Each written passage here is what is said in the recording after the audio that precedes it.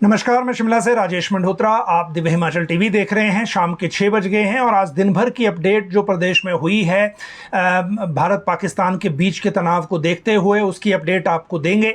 एक मुख्यमंत्री ने आपात बैठक आज सुखविंदर सिंह सुक्खू ने की है। इसको रिव्यू का नाम दिया गया था। सभी डीसी एसपी वीडियो कॉन्फ्रेंसिंग के जरिए इसमें जुड़े हुए थे। सारे जिलों ने अपनी अपनी वनरेबिलिटी को लेकर इसमें बात की है और कुछ फैसले राज्य सरकार ने लिए हैं।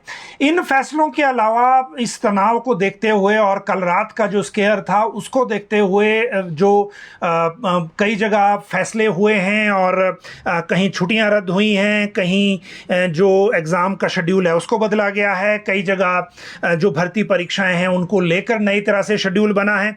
तो ये सारी बातें आज आपको एक एक करके बताएंगे और ये भी जानकारी देंगे कि इन फैसलों का आगे आने वाले दिनों में क्या असर रहने वाला है और जो बाकी इसमें कोई और निर्णय आगे हो सकते हैं वो क्या क्या संभव हैं। इसके साथ साथ जो अन्य घटनाएं चल रही हैं उनकी अगर मैं बात करूं तो मैक्सिमम आज के बुलेटिन में भारत पाकिस्तान के साथ जो स्थितियां बनी हुई हैं उनसे रिलेटेड अपडेट हैं और उनसे रिलेटेड जो चीज़ें हैं लगभग यही हैं। लेकिन जो HRTC ने रूट बदले हैं उनकी बात करेंगे। एग्ज़ाम और भर्ती परीक्षाएं टली हैं वो बात करेंगे। एम्प्लॉय से रिलेटेड सेक्टर जो है उसमें कॉन्ट्रैक्ट की अर्नड लीव अब नहीं मिलेगी और ये क्यों ऑर्डर करना पड़ा है सरकार को, किस आधार पर ये ऑर्डर किया है वो भी आपको बताएंगे। हमारे पड़ोस के चंडीगढ़ में किस लेवल का अलर्ट हो गया है अब वो भी आपको बताएंगे, क्योंकि जहां जहां ड्रोन का जो ड्रोन अटैक का जो रेंज है उस रेंज को अब एक तरह से जहां लॉस कम हो उस तरह से देखा जा रहा है। और इस तरह की परिस्थितियों में अगर जिस देश के नागरिक अपनी फोर्सेस का साथ जितना देते हैं उतना जो डैमेज है वो मिनिमाइज होता है। तो इसीलिए आज की बड़ी सारी बातें आपको बतानी है। स्कूल कॉलेज को लेकर जो निर्णय सरकार के स्तर पे है उसकी भी बात करेंगे, क्योंकि आज सब तरह की जो डिसीजन मेकिंग है वो डिस्कशन में आई है। फिर बात करेंगे इंक्रीमेंट को लेकर एक राहत भरा ऑर्डर राज्य सरकार की तरफ से हुआ है वो बताएंगे। RCA ने एक चिट्ठी लिखी है। बहुत सारे व्यूअर हमारे RCA को लेकर जानकारी मांग रहे थे कि जो नए एग्ज़ाम हैं या जो एडवर्टीजमेंट है वो कब होगी, क्योंकि एडवर्टीजमेंट इंपॉर्टेंट इसलिए है कि बहुत लंबा समय हो गया है और लोग इन एडवर्टीजमेंट का इंतज़ार कर रहे हैं। प्री नर्सरी भर्ती फॉर्मूला बताएंगे, ये बताना भी ज़रूरी है। और स्कूल प्रिंसिपल रेगुलर हुए हैं आज 1891 के आसपास, वो अपडेट हमने कल भी आपसे साझा की थी। आज इसमें फाइनली ऑर्डर हो गया। एक नया फॉरेस्ट रिजर्व घोषित किया गया है राज्य में और कैबिनेट सब कमेटी की एक बैठक हुई है।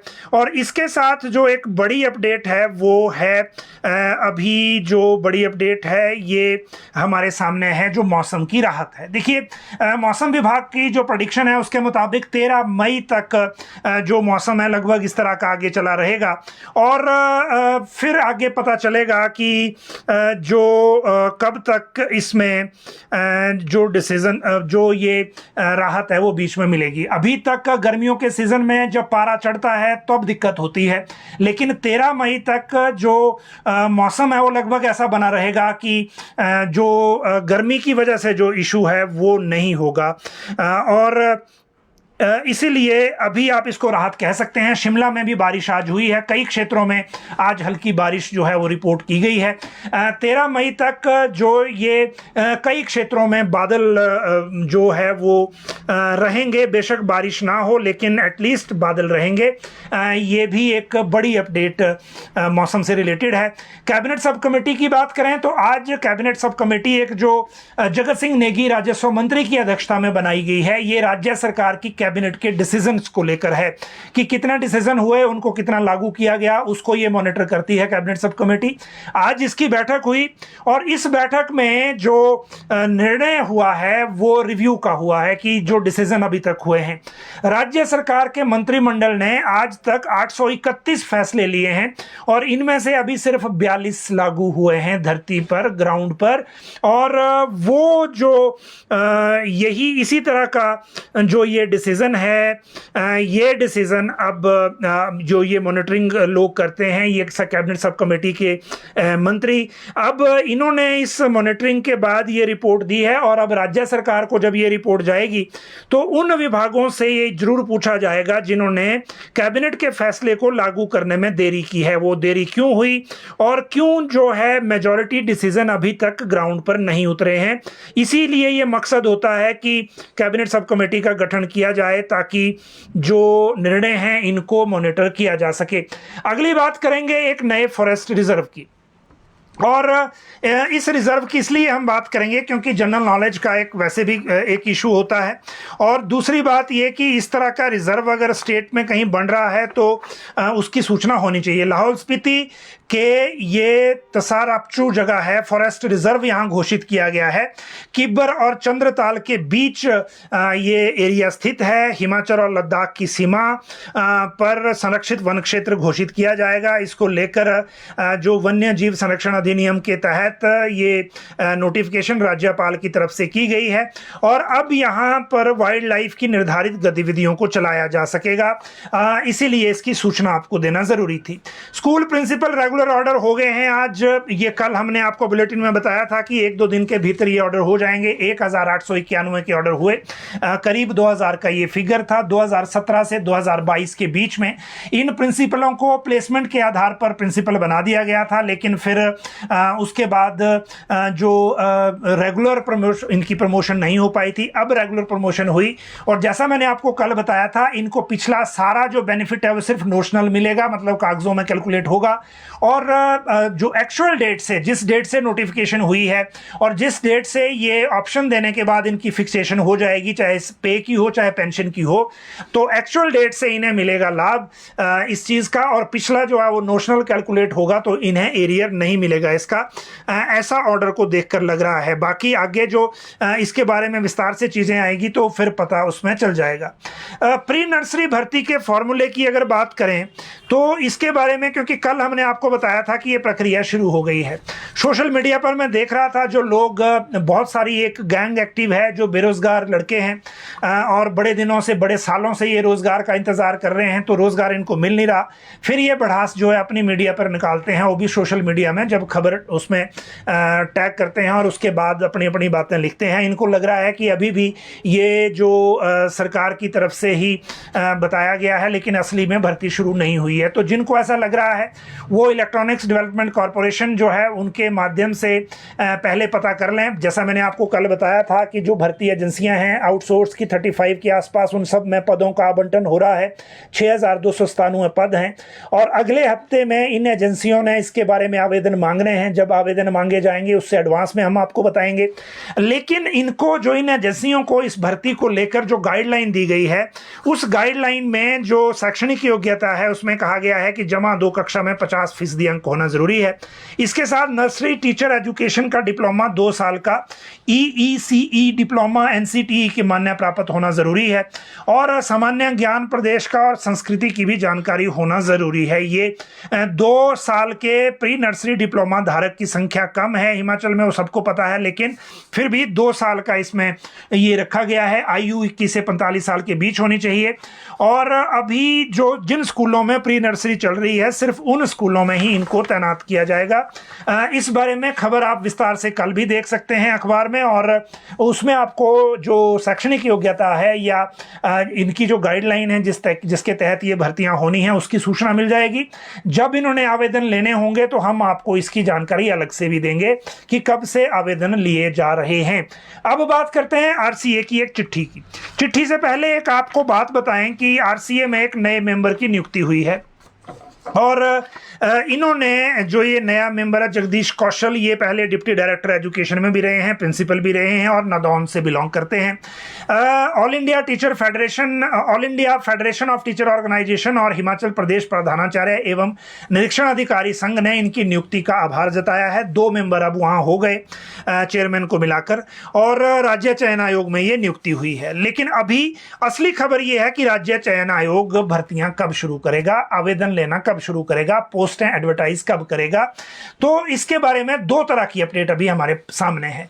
एक तो कैबिनेट ने जो इनकी फीस स्ट्रक्चर तय किया है, वो फीस स्ट्रक्चर से फाइल अभी तक राज्य चयन आयोग को नहीं मिली है। जीएडी ने आज कन्वे किया है राज्य चयन आयोग को कि शाम को ये फाइल सेक्रेटरी पर्सनल तक चली जाएगी, उसके बाद उन्होंने आगे ऑर्डर के साथ इसको कन्वे करना है राज्य चयन आयोग को।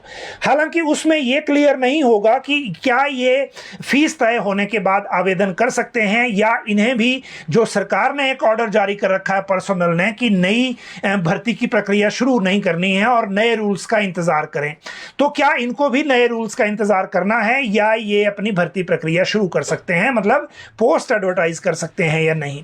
इसी बीच आरसीए ने कार्मिक विभाग की सचिव को एक चिट्ठी भेजी है, पत्र भेजा है, ईमेल के जरिए भी भेज दिया है और लूज फाइल भी अलग से आ रही है। और इसमें यह कहा गया है कि राज्य चयन आयोग नए पदों को एडवर्टाइज करने के लिए रेडी है और सारा इनका जो सेटअप है ऑनलाइन, जो वन टाइम रजिस्ट्रेशन से लेकर ऑनलाइन अप्लाई करने का, फीस सबमिट करने का, वो सब कुछ रेडी है। लेकिन सरकार ये बताए कि हम इसको एडवर्टाइज करें या ना करें या नए रूल्स का इंतजार करें, फिर कंसर्न डिपार्टमेंट जो है वो उन रूल्स को अडॉप्ट करे, नोटिफाई करे और उसके बाद रिक्विजिशन को इसी पोर्टल पर अमेंडेड रिक्विजिशन इनको भेजे। तो ये दो तरह की प्रक्रिया है। अब इसका जवाब जब राज्य चयन आयोग को मिलेगा, उसके बाद राज्य चयन आयोग आगे बता पाएगा कि उनको कब से अपनी भर्तियां शुरू करनी है। तो ये अपडेट मैंने दो तरह की राज्य चयन आयोग की ओर से आपको बता दी।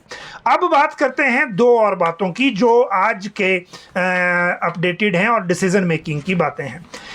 इंक्रीमेंट को लेकर एक डिसीजन सरकार ने किया है। ये उस इंक्रीमेंट की बात हो रही है जिसमें कर्मचारी ने पूरा साल लगा लिया, अधिकारी ने भी पूरा साल लगा लिया, लेकिन जब उसको नेक्स्ट डे इंक्रीमेंट मिलनी थी एक साल लगाने के बाद, तो वो रिटायर हो गया। इस तरह के बड़े सारे मामले थे।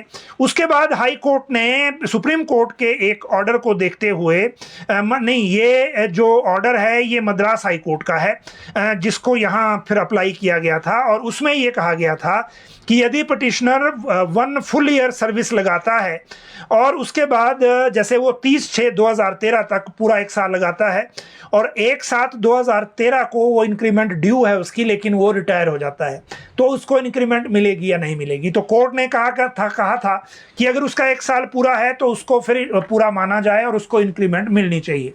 हिमाचल सरकार में अभी ऐसा नहीं हो रहा था। अब प्रिंसिपल सेक्रेटरी फाइनेंस ने एक ऑर्डर किया है सभी एडमिनिस्ट्रेटिव सेक्रेटरीज को, और उसमें ये कहा है कि जो ये केस है regarding annual increment which fail due on post next day of retirement after 1 year full service for the purpose of pensionary benefit, ये मसला चल रहा था बड़े दिन से। अब सरकार ने ये कहा है कि honourable high court of Himachal Pradesh is also ordering for granting similar benefit to the petitioner on the analogy of the above judgement, जो मद्रास हाई कोर्ट की है। Now it has been decided by the government that the administrative department will settle such cases at their own level, अपने स्तर पर settle करने हैं, by granting the benefit of notional increment for pensionary benefit only। तो अब क्या होगा कि इनको नोशनल इंक्रीमेंट मिलेगी पेंशनरी बेनिफिट के लिए और एक्चुअल डेट से इनको इस इंक्रीमेंट का लाभ मिल जाएगा। ये ऑर्डर है इंक्रीमेंट को लेकर, लेकिन ऐसे लोग कितने होते हैं वो कर्मचारी अधिकारी खुद देख लें, लेकिन ये ऑर्डर अभी हुआ है तो इसकी जानकारी हमने आपको दी। अगली जो बड़ी बात है वो कॉन्ट्रैक्ट की ईएल को लेकर एक फैसला है। मतलब अगर कॉन्ट्रैक्ट अवधि के बाद आपने अर्न्ड लीव क्लेम की है, कोर्ट से केस जीता है और आपके पक्ष में ऑर्डर भी हो गया है, तब भी आपको अब ये अर्न्ड लीव नहीं मिलेगी।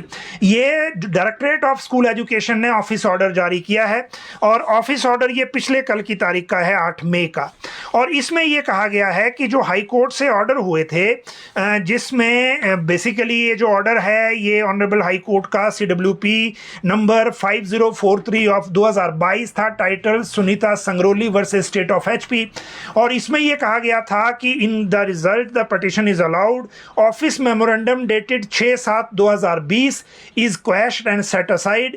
Respondent are directed to grant benefit of earned leave to the petitioner from the initial initial date of contract appointment. मतलब 1997 से जिस दिन कॉन्ट्रैक्ट पे पहले दिन में नियुक्ति हुई उसी डेट से अर्न लीव भी मिलना शुरू हो जाएगा कर्मचारियों को, ऐसा इस ऑर्डर में कहा गया था।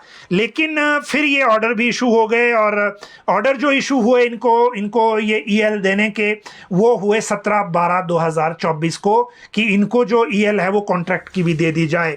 लेकिन फिर अब 20 फरवरी 2025 से राज्य सरकार ने the Himachal Pradesh recruitment and condition of services of government employees act 2024 को लागू कर दिया। इस एक्ट में अमेंडमेंट जो हो गई है कॉलम नंबर 10 में, जो ये कहती है कि हम सिर्फ रेगुलर कर्मचारी को मानते हैं, कॉन्ट्रैक्ट को नहीं मानते। और किसी भी कोर्ट का कोई भी order, new law, rule, notification और कोर्ट ऑर्डर से ये नहीं होगा, क्योंकि इस एक्ट को लागू किया जा रहा है 12 दिसंबर 2003 से। तो in the view of the above, the benefit of earned leave awarded to petitioners who were deemed regularised is hereby withdrawn, ये विड्रॉ कर लिया गया है। साथ में 17/12/2024 का जो लेटर था उसको भी विड्रॉ कर लिया गया है with immediate effect. The representation of the petitioners as well as non-petitioners are hereby considered and rejected accordingly. ये भी रिजेक्ट कर दिए हैं। It is further ordered that if any such benefit have been extended to any person or persons, same shall stand withdrawn with immediate effect. ये वापस ले लिया गया है सब कुछ। तो जब वापस ले लिया है तो अब ये लाभ भी कर्मचारियों को नहीं मिलेगा। ये दूसरी बड़ी अपडेट आज की थी जिसको लेकर हमने आपको जानकारी दी। अब इसके अगले मामलों की बात करते हैं। जो अगले मामले हैं अब वो है जो आज का सारा अपडेट था उससे रिलेटेड जो सब कुछ हुआ है, छुट्टियां रद्द होने से लेकर एग्ज़ाम भर्ती परीक्षा टलने तक। अभी तक देखिए एचआरटीसी के जो रूट पर फैसला हुआ है, पहले मैं वो आपको बात बता दूं और फिर बात करेंगे सोलर लाइट्स की जो अब समस्या बन गई है, जो किसी टाइम एक सुविधा होती थी।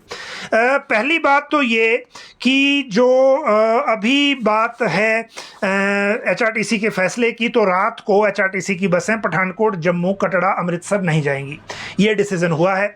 और दिन में स्थिति को देखकर बसें चलाई जाएंगी। जो बस कटरा के लिए जाएगी वो भी कटरा नहीं जाएगी और जम्मू भी नहीं जाएगी, पठानकोट भी नहीं जाएगी। तो ये डिसीजन हुआ है और ये डिसीजन जो बसों को निशाना बनाने की कोशिश कल रात को हुई है, उनको भी जो लाइटें ऑफ करके रास्ते में रोकना पड़ा था और उनसे रिलेटेड जो डिसीजन हुआ है उसके कारण फिर अब ये दिक्कत है और इसी कारण अब ये डिसीजन लेना पड़ रहा है एचआरटीसी को अपनी बस सर्विस को लिमिट करने का। दूसरी बात करेंगे एग्जाम और भर्ती परीक्षा टलने की।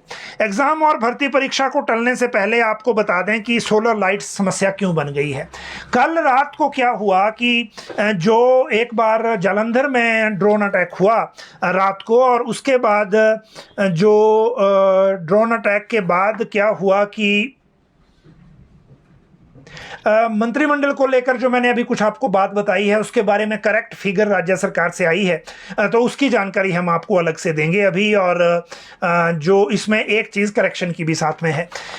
मैं बात कर रहा था सोलर लाइट्स की, तो ऊना में जब जालंधर में ये इसके ड्रोन के माध्यम से अटैक हुआ तो उसके बाद होशियारपुर तक उसको एक्सटेंड कर दिया गया ब्लैकआउट को।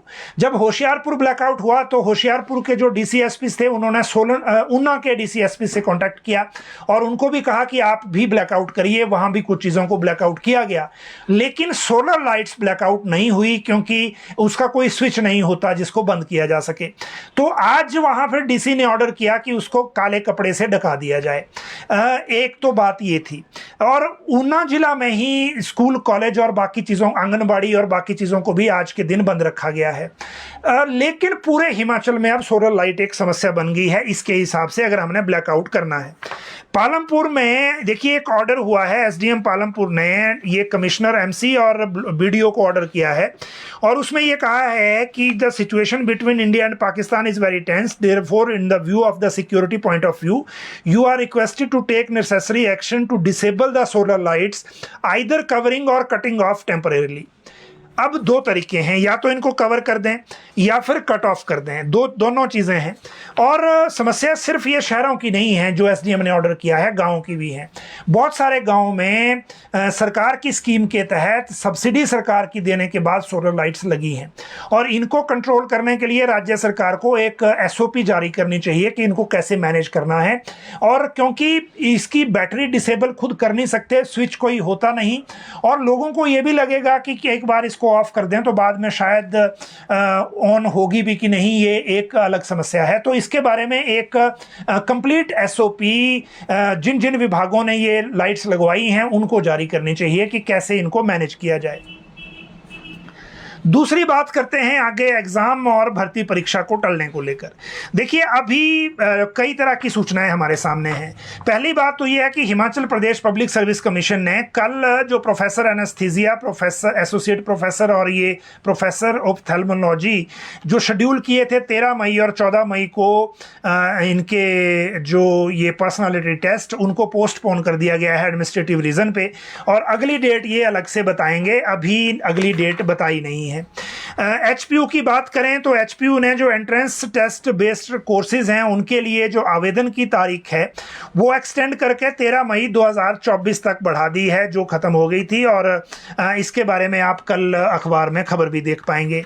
एचपी टेक्निकल यूनिवर्सिटी ने एक बड़ा डिसीजन लिया है जिसमें उन्होंने BTech, direct entry, B pharmacy, BSc और बीएचएमसीटी जैसे जो कोर्सेज हैं इनके, एमबीए, एमसीए, एनवायरमेंटल साइंस, वो सारे जो इनका एंट्रेंस टेस्ट शेड्यूल हुआ था 10 मई और 11 मई को, उसको पोस्टपोन कर दिया है। अगली डेट ये अलग से बताएंगे। कमल देव सिंह कंवर, ये इनके एचएएस रजिस्ट्रार हैं, उन्होंने नोटिफिकेशन के जरिए ये सूचना हमें दी है। अब ये तो हो गई परीक्षाओं की बात। अब अगली बात करते हैं, और वो बात है कि पटाखे बैन और जो सायरन को कैसे समझें और छुट्टियां रद्द किसकी हुई हैं। शुरू से अब बात करेंगे, चार पांच चीज़ों को लेकर एक साथ बताएंगे, और आपको ये भी बताएंगे कि एमएस धोनी और अनुराग ठाकुर बॉर्डर पे क्यों जा सकते हैं। ये एक ऑर्डर हुआ है और उस ऑर्डर के बाद ये सारी चीज़ें चलेंगी। लेकिन इससे पहले हम छुट्टियां रद्द होने और मुख्यमंत्री की आज की बैठक के फैसलों पे जाएं। मंत्रिमंडल की आज कैबिनेट सब कमेटी की जो बैठक हुई थी उसके जो आंकड़े आए हैं वो आपको बता दें। पहली बात तो ये कि टोटल जो राज्य सरकार ने जो फैसले लिए हैं वो 831 लिए गए 13 जनवरी 2023 से 31 दिसंबर 2024 तक। इनमें से 789 निर्णय कार्यान्वित हो चुके हैं, ये बात कही गई है, और 642 निर्णय सिर्फ ऐसे हैं जो अभी तक लागू नहीं हुए हैं। जो लागू नहीं हुए हैं उनमें जल शक्ति, कृषि, वित्त, बागवानी, कार्मिक और लोक निर्माण विभाग से संबंधित हैं, और इनको जल्दी कार्यान्वित करने के लिए अब कैबिनेट सब कमेटी के चेयरमैन जगत सिंह नेगी ने निर्देश दिए हैं। पहले जो मैंने आपको सूचना दी थी उसमें आंकड़ा जो 42 का ऊपर नीचे हो गया था, तो अब आप आंकड़ा भी करेक्ट कर लीजिए। ये सूचना राज्य सरकार से आई है और ये अभी जो है हो गई है। एक बड़ी अपडेट आ रही है इस मुख्यमंत्री की बैठक के बाद जो डिसीजन हुए हैं उनकी, और वो अब एक एक करके आपको देंगे। पहली बात ये कि अगले 3 दिन छुट्टियां हैं। छुट्टियों को देखते हुए मुख्यमंत्री ने ये आदेश दिए हैं कि जो फंक्शनल डिपार्टमेंट्स हैं जिनकी आपदा की स्थिति में किसी भी तरह की ज़रूरत पड़ सकती है, जिसमें हेल्थ है, पीडब्ल्यूडी है, ये डिजास्टर वाले लोग हैं, तो इनको लेकर एक डिसीजन हुआ है कि एक तो इन विभागों में छुट्टियां रद्द कर दी जाएं। उसके बाद जो पीडब्ल्यूडी के ये ईएनसी हैं एनपी सिंह, इन्होंने ऑर्डर किया है कि in pursuance of direction of government all the employee of PWD are hereby directed to maintain their respective station of posting and should not leave their headquarter till further order. Any leave sanction, जो अगर sanction होगी उसको cancel समझा जाए, और अगर emergency में किसी को ज़रूरत है तो वो नए सिरे से अप्लाई करे। तो ये छुट्टियां रद्द कर दी गई हैं। इसके बाद हेल्थ में पहले ही एसओपी जारी हो गई थी और ऑर्डर भी अलग से हो गया था, तो हेल्थ का मैटर अलग है। दूसरा फैसला ये लिया गया कि जो दफ्तरी एसेंशियल हैं वो खुले रहेंगे। उनमें सीएम ऑफिस है, चीफ सेक्रेटरी का ऑफिस है, सेक्रेटरी होम का ऑफिस है, डिजास्टर वालों का ऑफिस है और जीएडी का ऑफिस है। ये अगले 3 दिन भी मिनिमम स्टाफ की स्ट्रेंथ के साथ खुले रहेंगे क्योंकि छुट्टियां हैं, लेकिन ये दफ्तर बंद नहीं होंगे। किसी भी इवेंचुअलिटी में अगर डिसीजन लेना हो तो उसको लेकर फिर ये डिसीजन इसमें ले सकते हैं। तीसरा बड़ा फैसला, कोरोना काल में जो नर्सें आउटसोर्स पर रखी गई थी, जिनको हटा दिया गया था, उन्हें मुख्यमंत्री ने वापस वापस रखने को कहा है। और ये निर्देश जो हैं वो सेक्रेटरी हेल्थ एम सुधा देवी को दिए गए हैं। आईजीएमसी में इनको रखा जाएगा क्योंकि आईजीएमसी से बहुत सारी नर्सों को शिफ्ट किया जा रहा है सुपर स्पेशलिटी चमियाना में। तो जिन नर्सों को आउटसोर्स पर पहले कोरोना काल में रखा गया था, बाद में सरकार ने इनको हटा दिया था, तो इनको वापस अब डिप्यूट किया जाएगा और वापस डिप्यूट करने के बाद इनको आईजीएमसी में पोस्ट किया जाएगा। ये दूसरा डिसीजन इसमें है। तीसरा डिसीजन जो सभी डीसी और एसपीज को कहा गया है कि वो अपने अपने यहाँ जो ये स्थितियां हैं इमरजेंसी वाली, इनको मेंटेन करें और कल रात का जो एक्सपीरियंस जिसका है उस एक्सपीरियंस को लगाते हुए अलग अलग तरह से चीज़ें अपनी देखें। जिन जिलों में बिजली परियोजनाओं के बड़े डैम हैं, डैमों की सुरक्षा को लेकर अलर्ट रहने को कहा गया है।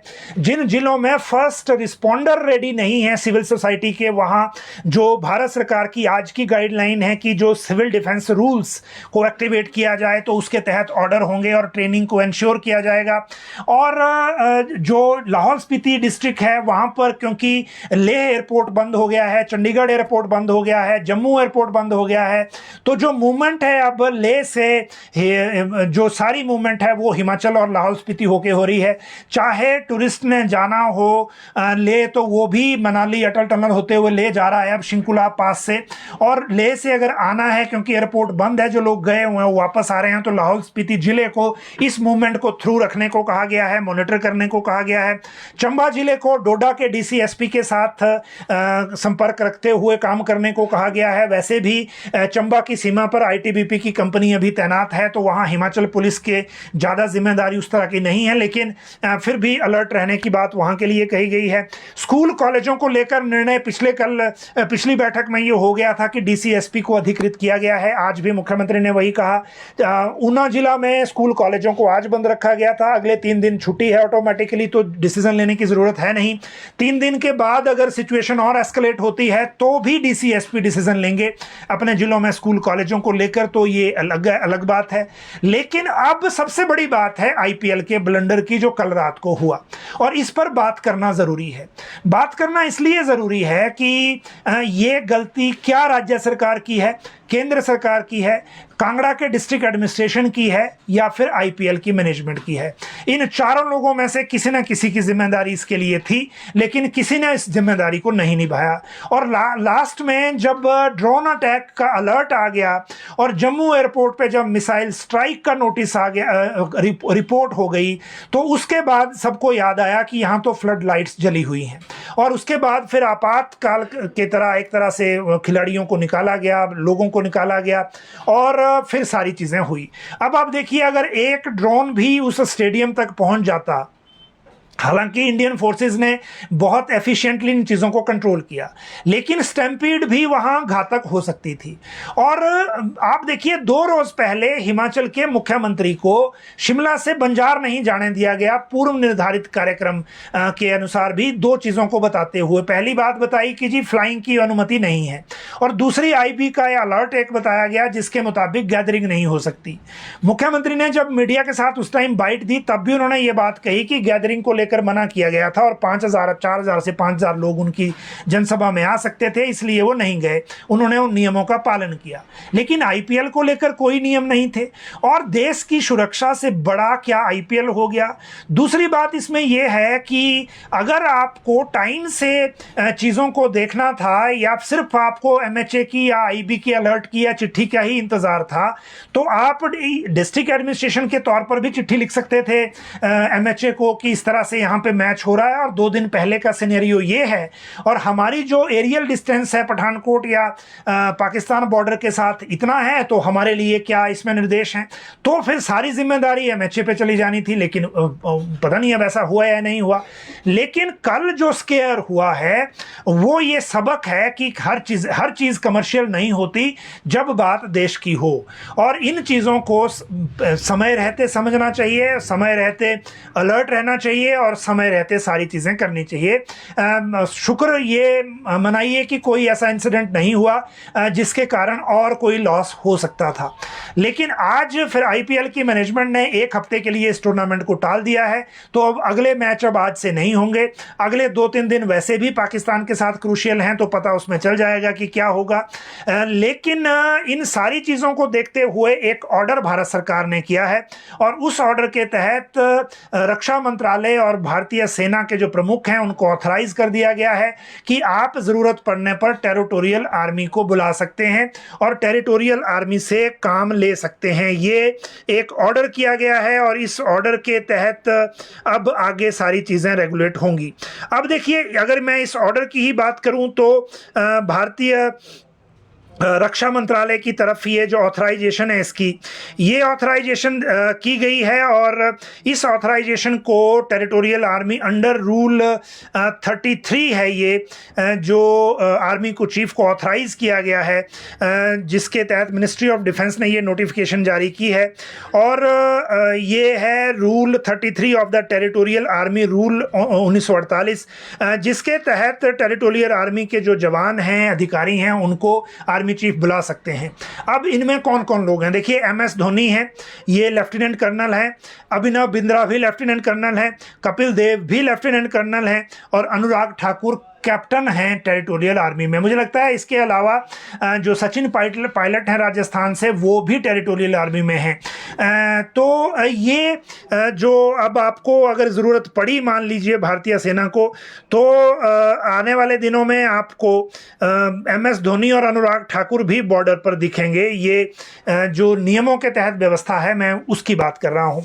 पटाखे बैन और सायरन को समझने की क्यों ज़रूरत है? देखिए, चंडीगढ़ बगल का सिटी है शिमला से, और चंडीगढ़ में आज पूरी तरह से ब्लैकआउट रखा गया है। इवन बाजार दुकानों को खोलने की भी अनुमति उस तरह से नहीं है लाइट की वजह से, ताकि रात को लाइट ना हो।